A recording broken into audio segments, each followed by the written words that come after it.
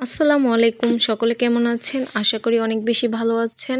আজকে চলুন আপনাদের সঙ্গে কিছু আলোচনা করব। তবে হ্যাঁ, শীতের পিঠা খেতে খেতে আলোচনাটি করা যাক। আমার সঙ্গেই থাকুন, সম্পূর্ণ ভিডিওটি দেখতে থাকুন। প্রিয় ভাই ও বোনেরা, এই দুনিয়ায় আমাদের জীবনে কখনো একটি সরলরেখা নয়। কখনো সুখ আসে, আবার কখনো বিপদের ছায়া নেমে আসে। অনেক সময় এমন মুহূর্ত আসে যখন মনে হয় সব কিছু ভেঙে পড়েছে।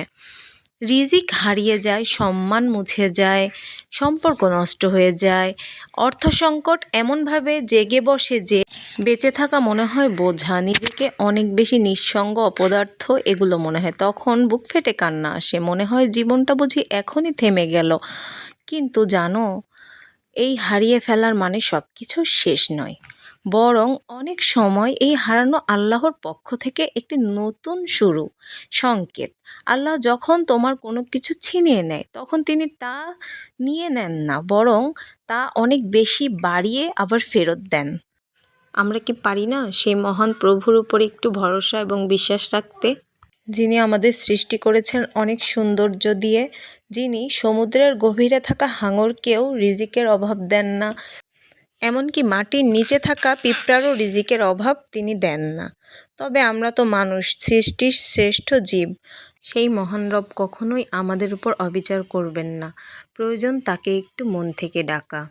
2 রাকাত নফল নামাজের মাধ্যমে আল্লাহর কাছে চোখের পানি ছেড়ে দেই এবং কিছু প্রার্থনা করি। অবশ্যই আল্লাহ তার বান্দার চোখের পানি কখনোই ফেরত দিবেন না। ইনশাআল্লাহ কবুল করে নেবেন।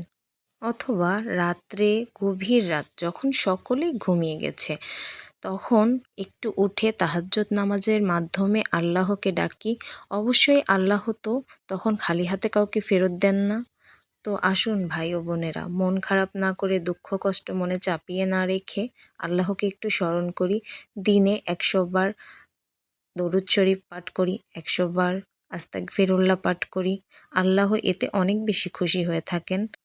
আমাদের প্রিয় নবী হজরত মুহাম্মদ সাল্লাল্লাহু আলাইহি ওয়াসাল্লাম সে পর্যন্ত দিনে 100 বার আস্তাগফিরুল্লাহ পাঠ করতেন। তার তো কোনো পাপ ছিল না। আর আমরা তো মহাপাপী। আমাদের পড়তে তাতে কি সমস্যা হবে বলুন তো? একটু সময় করে না হয় সারাদিনের মধ্যে একবার হলেও 100 বার আস্তাগফিরুল্লাহ পাঠ করি। তো সকলে পিঠা খেয়েছেন শীতের? আর যদি না খেয়ে থাকেন, তাহলে অবশ্যই তৈরি করে খেয়ে ফেলবেন। এই শীতের মধ্যে গরম গরম পিঠা খেতে কিন্তু অনেক বেশি ভালো লাগছে। আমার ভিডিওটা যদি একটু কোথাও ভালো লেগে থাকে, প্লিজ চ্যানেলটি সাবস্ক্রাইব করে দিবেন, লাইক কমেন্ট শেয়ার করতে ভুলবেন না। আজকের মতো এখানেই বিদায় নিচ্ছি। দেখা হবে নতুন কোনো ভিডিওতে। আল্লাহ হাফেজ।